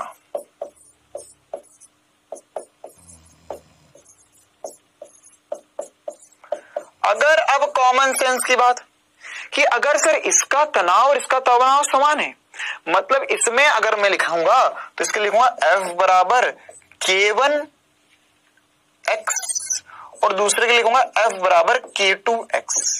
अब अत्यधिक कॉमन सेंस की बात कि ये बताओ, अगर मैं लिखता हूं कहीं पर F बराबर KX या कोई भी एक सूत्र लिखा हूं, मैं बोल रहा हूं दो स्प्रिंग है, दोनों का K अलग अलग है, लेकिन F एक समान है, तो X अलग अलग होगा या समान होगा, ये सोच के बताओ। बहुत गंभीर समस्या है, सोचो।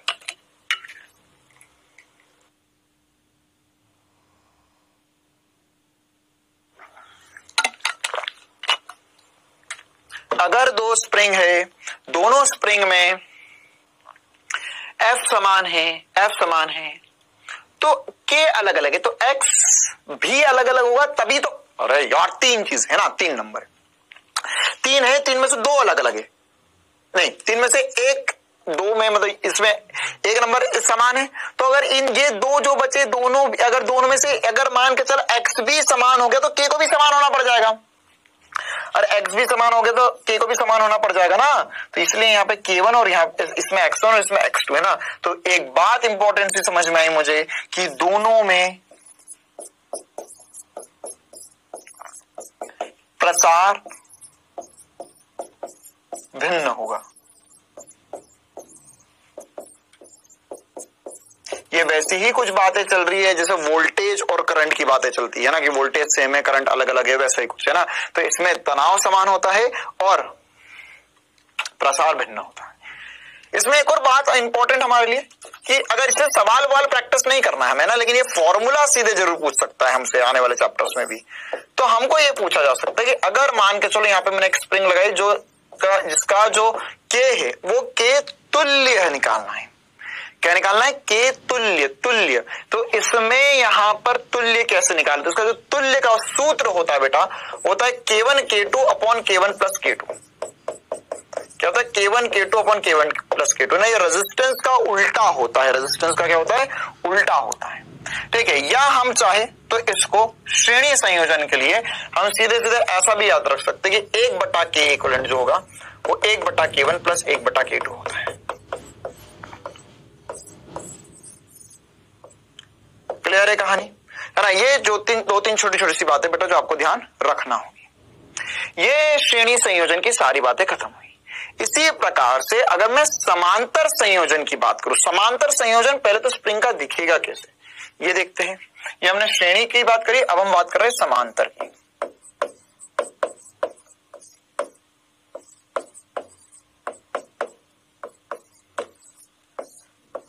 अगर हम समांतर संयोजन की चर्चा करें बेटा तो यहां पर क्या होगा देखो, दो स्प्रिंग है, ये स्प्रिंग है K1, ये स्प्रिंग है K2। इन दोनों को मैंने ऐसे छोटे से एक द्रव्यमानहीन से तार से जोड़ दिया और नीचे एक द्रव्यमान M लगा दिया। तो अब क्या होगा? अब अगर सर ये दोनों चिपकी हुई, मतलब ऊपर से भी चिपकी हुई नीचे से भी चिपकी हुई है, तो अगर ये M की वजह से नीचे आई तो जितना ये नीचे आई उतना इसे भी नीचे आना पड़ेगा। हम ऐसा नहीं मानेंगे कि ये जो तार है तो टेढ़ा हो गया, एक नीचे ज्यादा आ गई, कम आ गई। नहीं, ये दोनों एकदम बहुत पास में, बहुत ज्यादा पास में, ये समान कि एक दूसरे के अंदर उलझी हुई भी ऐसी बना सकते कभी। वैसे आज तक कभी ऐसा नेट में बनाया नहीं, लेकिन ऐसे बना भी सकते हैं ना। और भाई सोचने को तो इंसान कुछ भी सोच सकता है। देख, एक स्प्रिंग के अंदर स्प्रिंग लगा दी तो अब कैसे अलग अलग जाएंगी, भागेगी, है ना। और मैंने यहाँ पे एक नीचे M द्रव्यमान लटका दिया। अब बता, आया जिंदगी का मजा आज पहली बार।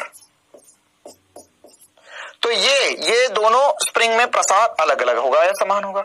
सर अगर ये दोनों एक ही लंबाई की थी पहले और दोनों बंधी हुई है ना, ऊपर से भी बंधी नीचे से भी बंधी हुई है, तो अगर m नीचे गया और कितना x नीचे गया, प्रसार इसमें x हुआ, तो 110% वाली बात है कि इन दोनों स्प्रिंग में प्रसार समान होगा।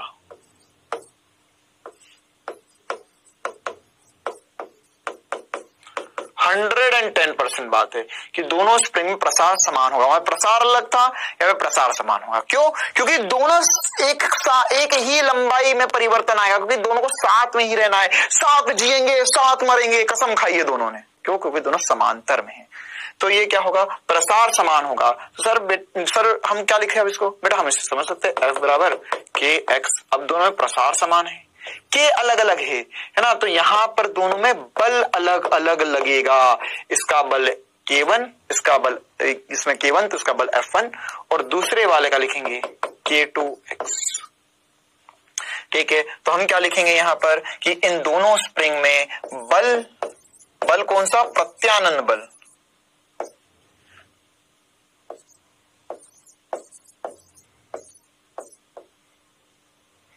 भिन्न होगा।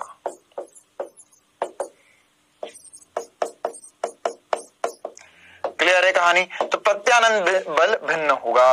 और इसमें ये सीधे जो मैं लिखवा रहा हूं स्प्रिंग वाली कहानी नीट में आ जाएगी कि भैया बताओ श्रेणी में क्या होगा, समांतर में क्या होगा, है ना। जैसे इस पे एक और सवाल भी करवा दूंगा अभी मैं, लेकिन अभी ये बस इसको हम खत्म कर देते हैं। क्या लिखेंगे कि अगर मान के चलो इन दोनों को मिलाकर एक नई स्प्रिंग बनाना है मुझे, है ना। ये तुल्य मतलब समझते हो ना बेटा, ये क्या तुल्य है इसका। तुल्य मतलब क्या है? ये भी इसका तुल्य है। तुल्य मतलब क्या है कि जैसे तुम्हारे पास दो है और दोनों चली जाए तो बड़ा दुख होगा, लेकिन दोनों की जगह अगर एक ऐसी आ जाए जो दोनों की बराबरी कर दे, है ना, तो वह क्या कहलाएगी? तुल्य। मैं स्प्रिंग की बात कर रहा हूं, बहते मत चले जाया करो बस, है ना। हाँ सर, दो तो नहीं है, तीन है सर, तीन है। तीन का भी तुल्य होगा क्या? हाँ, तीन का भी तुल्य होगा। K1 1/K1 + 1/K2 + 1/K3। Spring की बात चल रही है फिर से। तो यहां पर अगर दो स्प्रिंग थी तो उन दोनों को हटा के एक स्प्रिंग लगा दी। वैसे ही यहां पर दो स्प्रिंग है, उनको हटाकर एक लगा देते, क्या तुल्य कहलाएगा इसका? तुल्य स्प्रिंग नियतांक। तो इसमें जो तुल्य स्प्रिंग नियतांक होता है उसका मान होगा K1 + K2।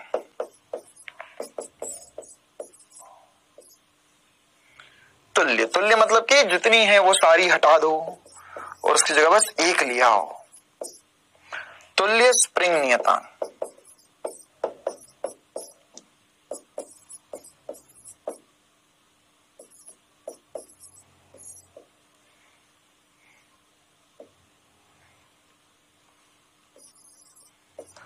क्लियर है कहानी? तो ये एक तो इंपॉर्टेंट सी बात है जो हमें पता होनी चाहिए। क्या क्या पता होना चाहिए एक बार फटाफट रिवाइज करवाता हूँ। श्रेणी क्रम में हमें पता है कि प्रसार अलग अलग होता है, लेकिन इन दोनों स्प्रिंग में स्प्रिंग बल समान होगा, लेकिन समांतर क्रम में प्रसार समान होता है, स्प्रिंग बल अलग अलग होगा। ऐसे इस पे एक सवाल कर लेते हैं, फिर और भी बहुत सारे सवाल करेंगे। सवाल ही सवाल करेंगे ना। जैसे देखो एक छोटा सा सवाल करवाना चाहता हूं, मेरी दिली इच्छा है बस, इसलिए इसका 5 न्यूटन मीटर का स्प्रिंग नियतांक है, इसका 4 न्यूटन मीटर का स्प्रिंग नियतांक है, और यहां पर एक 10 किलो का ब्लॉक लटक रहा है। आपको बताना है कि दोनों स्प्रिंग में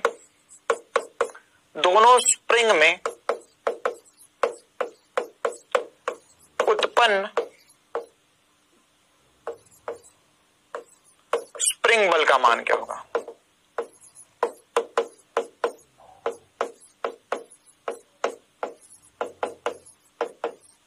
दोनों स्प्रिंग में उत्पन्न स्प्रिंग बल का मान क्या होगा, कैसे निकालेंगे? तो बेटा जितना स्प्रिंग बल इसमें आएगा उतना ही स्प्रिंग बल इसमें आएगा, क्योंकि दोनों समांतर में है। तो एक लाइन का सॉल्यूशन क्या करोगे, इसमें तनाव के बराबर होगा स्प्रिंग बल। स्प्रिंग बल जो पहले वाले में होगा वही स्प्रिंग बल दूसरे वाले में होगा। वेरी इंपॉर्टेंट बात है ना।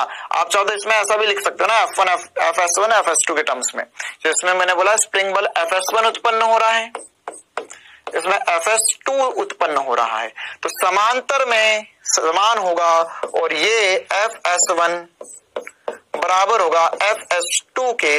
और कितना होगा गुरुजी, कितना होगा ये बराबर होगा 10G के। क्यों बराबर होगा 10G के? अब मत पूछो मुझसे, मत देखो मेरी तरफ ऐसे, 10G कैसे होगा? अरे ये नीचे 10G लग रहा, ऊपर दोनों स्प्रिंग मिल के संभाल रहे और दोनों में स्प्रिंग बल समान होगा ना। ऐसा थोड़ा खटकता है हमें, सर अच्छा नहीं लग रहा है, दोनों में समान कैसे हो गया सर, अलग अलग स्प्रिंग है। लेकिन अब क्या करें, स्प्रिंग में हमें रियलिस्टिक कंडीशन के बारे में नहीं सोचना है, थोड़ा सा इमेजिन करना पड़ेगा। क्योंकि स्प्रिंग में हमने क्या माना है कि दोनों स्प्रिंग में द्रव्यमान नहीं है। क्लियर है बेटा, द्रव्यमान ही है। तो यहां पर हम इसे लिख सकते हैं, सर ये हो जाएगा 100 न्यूटन के। चलो ऐसे ही और कुछ छोटे छोटे से रोमांचक सवाल फटाफट कर लेते हैं। एक और बढ़िया रोमांचक सवाल यहां पर बोला गया है, ये 3 किलो है, ये 2 किलो है, ये 1 किलो है। तो यहां पर स्प्रिंग जितनी भी अब हमें बताई जा रही है स्प्रिंग, तो स्प्रिंग बल का मान बताना है। तो अब ये स्प्रिंग बल का मान नहीं है ना, स्प्रिंग बल का मान नहीं है, ये हमारा एक रिवीजन है बस। क्या है भैया? एक छोटा सा रिवीजन है हमारा। किस चीज को लेकर रिवीजन है? कि सर हमारे पास यहाँ पर ये तनाव है, रस्सी में ये तनाव है, तो ये तनाव का मान बताना है। क्लियर है? बस इतना सा रिवीजन है इसमें। तो क्या अभी हम इसको ऐसा मान ले कि सर यहां पर एक किलो का द्रव्यमान है, यहां पर एक 2 किलो का द्रव्यमान है और एक 3 किलो का द्रव्यमान है। और इस स्ट्रिंग में तनाव अगर आप निकाल ले गए टी का मान, तो वही मेरा आंसर हो जाएगा। तो निकाल सकते क्या? बिल्कुल निकाल सकते। बहुत तुच्छ कोटि का सवाल है।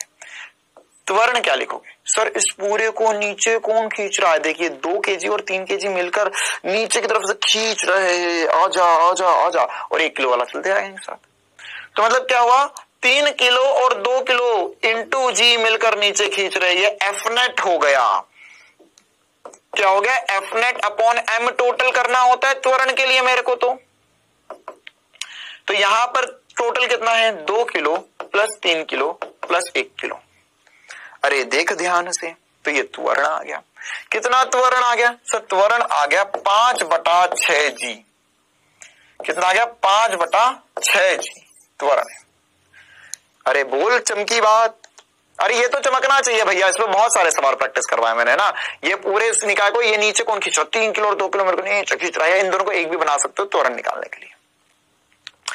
अब हम जाएंगे तनाव के पास। तो तनाव इसमें निकालना है। तो देख, अगर तू इसके पास गया, ये टी तनाव किस पे लग रहा है? 2 किलो पे भी लग रहा है, 3 किलो पे भी लग रहा है। अगर तुम 2 किलो की जिंदगी में झांकने गए तो उसके ऊपर एक और तनाव है, तो बहुत मुश्किल हो जाएगा।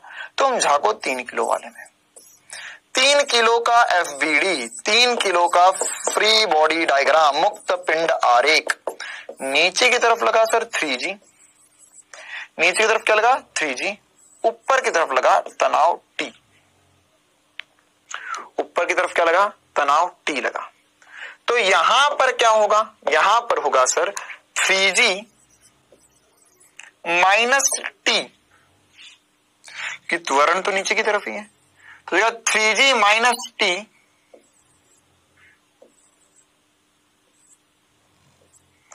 बराबर होगा 3 इंटू AK। अरे देखो, नेट बल जो होगा वो द्रव्यमान गुणा त्वरण के बराबर होगा। तो क्या कर सकते हैं हम इसमें?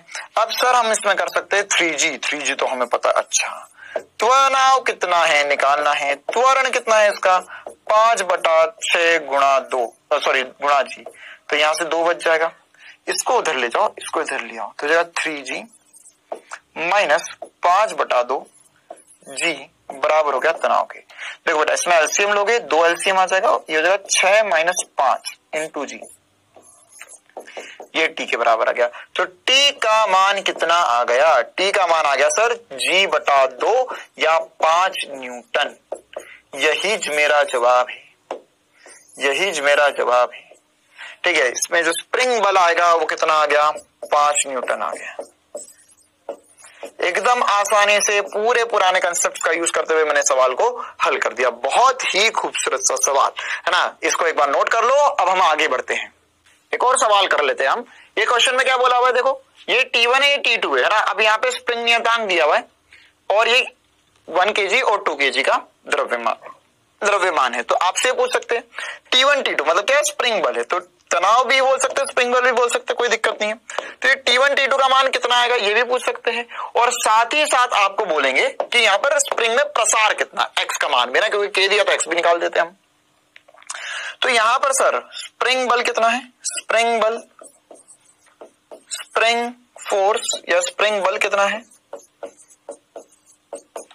और स्प्रिंग में विस्तार कितना हुआ है, स्प्रिंग का विस्तार। ठीक है, तो कैसे करें हम ये देखो।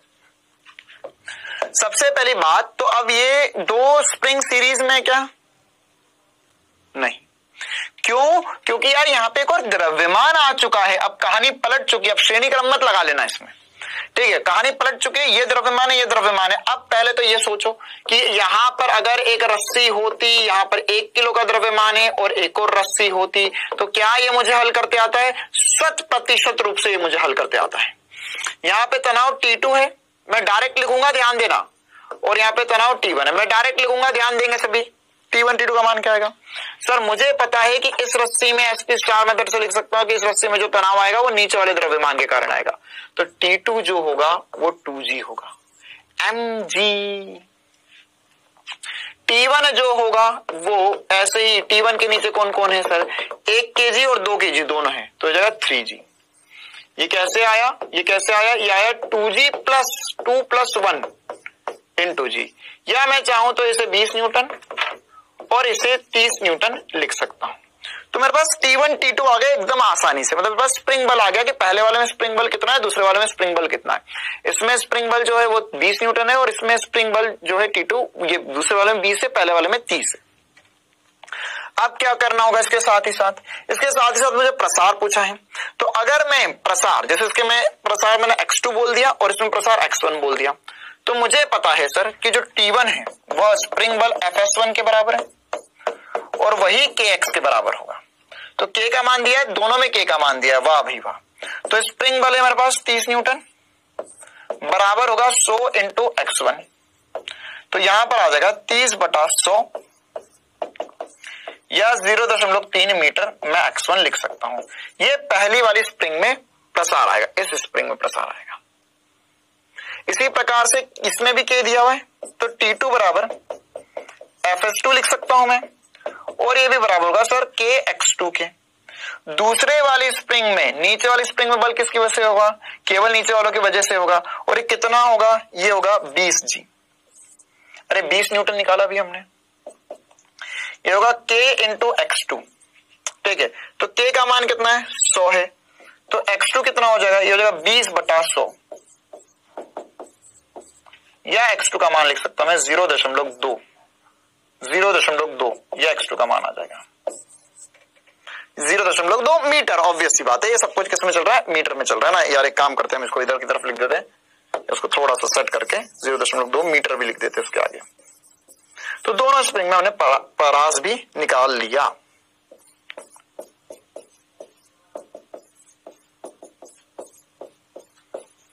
क्लियर है बेटा। तो स्प्रिंग पर ये सारी चर्चा या इस प्रकार की बात हमें पता होनी चाहिए। कोई रॉकेट साइंस नहीं है, जहां स्ट्रिंग रखते थे, जैसी रस्सी रखते थे, जैसे रस्सी में तनाव निकालते थे, वैसा का वैसा यहां पर सॉल्व करना है और कुछ भी नहीं, वैसा का वैसा सब कुछ सेम हो जाएगा। क्लियर है बेटा। चलो, तो आज की क्लास के लिए इतना ही रखते हैं। दो आसान से और थोड़े लॉजिकल से स्प्रिंग पर बेस्ड क्वेश्चंस दे रहा हूं मैं आपको ना, इनको करो। फिर अगली क्लास में स्प्रिंग पर एक और नीट 2017 में एक बहुत जबरदस्त सवाल आया, स्प्रिंग को या स्ट्रिंग को काटते हुए रस्सी को काटने वाला सवाल, वो अगली क्लास में हम करेंगे। और इसके अलावा जो निर्देश तंत्र वगैरह की बात है वो हम इसलिए करना चाहते थे क्योंकि अगली क्लास में हम छदम बल भी पढ़ेंगे। ठीक है, वो इस चैप्टर का आखिरी टॉपिक रहने वाला है। क्लियर है बेटा। तो अगली क्लास में छदम बल पढ़ेंगे और आगे की कहानी करेंगे। ये स्प्रिंग पर आधारित क्विज के दो सवाल आपके सामने। पहला, स्प्रिंग में तनाव बताइए।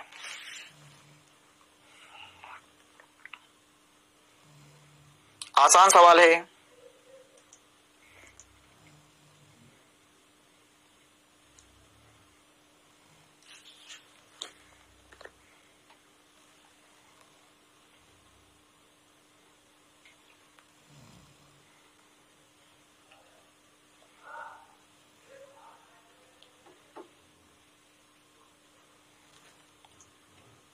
हाँ भैया, सभी का जवाब आना चाहिए। 5 न्यूटन के बल से खींचा जा रहा है तो उसमें तनाव कितना उत्पन्न होगा? हाँ भैया, टाइम अप। बिल्कुल सही जवाब। 10 न्यूटन नहीं होगा, 5 न्यूटन होगा। ठीक है, क्यों? क्योंकि अरे भैया जोड़ना घटाना नहीं है, अभी सिखाया इतना सारा कि सर अगर इसको खींचा तो जितने बल से खींच रहा हूं वही तनाव उत्पन्न होता है।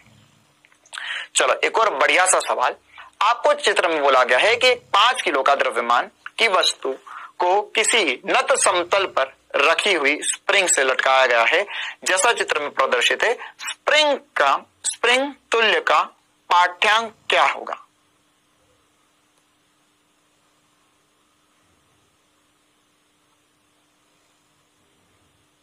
स्प्रिंग तुला का पाठ्यांक क्या होगा?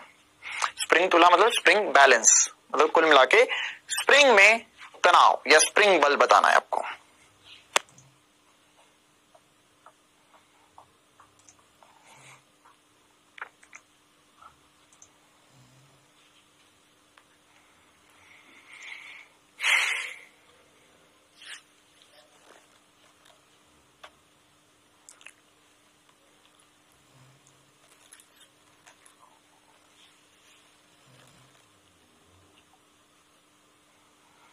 चलो भैया, टाइम अप। आसान सवाल है बेटा, ये हमने बहुत बार करा है और मैंने आपको बोला था ये बात आधी नींद में भी आप सभी को याद होनी चाहिए कि अगर यहां पर नीचे mg लगेगा तो इस तरफ mg साइन थीटा लगेगा और इस तरफ mg कॉस थीटा लगेगा।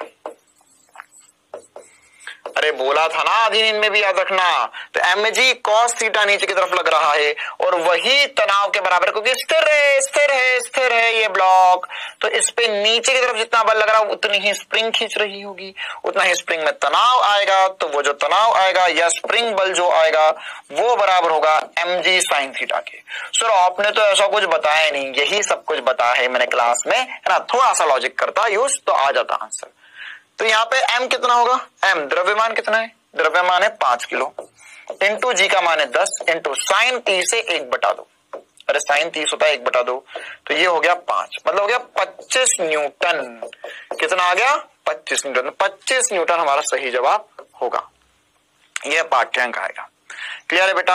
चलो तो आज के सेशन के लिए इतना ही रखते हैं। आज केवल और केवल स्प्रिंग बल पे चर्चा करी। स्प्रिंग बल पे हमने क्या क्या समझा कि अगर ये एक सर स्प्रिंग है तो स्प्रिंग में अगर इधर हमने एफ बल लगाया तो स्प्रिंग में जो स्प्रिंग बल उत्पन्न होता है वो एफ उत्पन्न होगा, यही मेरे बाह्य बल के बराबर होगा। और इतना ही अंदर की तरफ प्रत्यानंद बल स्प्रिंग में लगता है और स्प्रिंग बल जो होता है वो बराबर होता है एफ बराबर के एक्स के। के क्या है? के होता है स्प्रिंग नियतांक। क्या होता है? स्प्रिंग नियतांक कि 1 mm या 1 मीटर स्प्रिंग को खींचने के लिए कितने बल की आवश्यकता होगी, है ना। खींचना मतलब विस्तार करना और दबाना मतलब संपीड़न करना। क्या बोलते हैं हम उसे? संपीड़न करना। ठीक है, इसी प्रकार से हमने और भी इंपॉर्टेंट बातें करी कि सर अगर आपको विराम अवस्था की बात करना है और अगर आपके पास कहीं पर भी स्प्रिंग लगा दी जाए, बीच में किसी भी प्रकार के सवाल में स्प्रिंग लगा दी जाए, जितने सवाल हमने रस्सी के में तनाव के कर रहे थे वही सारे सवाल में एक क्लास भरकर वापस से करवा सकता हूं, लेकिन इनका कोई मतलब नहीं है। क्यों? क्योंकि स्प्रिंग में जो तनाव है वह किसके बराबर होता है? स्प्रिंग फोर्स जो होता है बेटा वो रस्सी में तनाव के बराबर होता है। रस्सी में तनाव के बराबर होता है। साथ ही साथ हमने देखा था कि अगर श्रेणी में दो स्प्रिंग लगाई जाए तो इनका जो तुल्य होता है ये K1 है, K2 है, तो इनका तुल्य होगा 1/K1 बराबर 1/K2, 1/K1 प्लस 1/K2। इसी प्रकार से समांतर में दो स्प्रिंग लगाए जाए तो हम लिख सकते हैं सर K इक्विवेलेंट होता है K1 प्लस K2, है ना। श्रेणी क्रम में बल समान होता है और x भिन्न होता है और समांतर क्रम में x समान होता है और बल भिन्न होता है है ना, दोनों स्प्रिंग में जो बल लग रहा वो भिन्न होगा। और उसके अलावा कोई दिमाग नहीं लगाना है, जैसे हम नॉर्मली करते हैं वैसे ही सवाल को करना है ना। हमसे स्प्रिंग बैलेंस या स्प्रिंग तुला बोल सकता है। स्प्रिंग बैलेंस को क्या कहते हैं? स्प्रिंग तुला।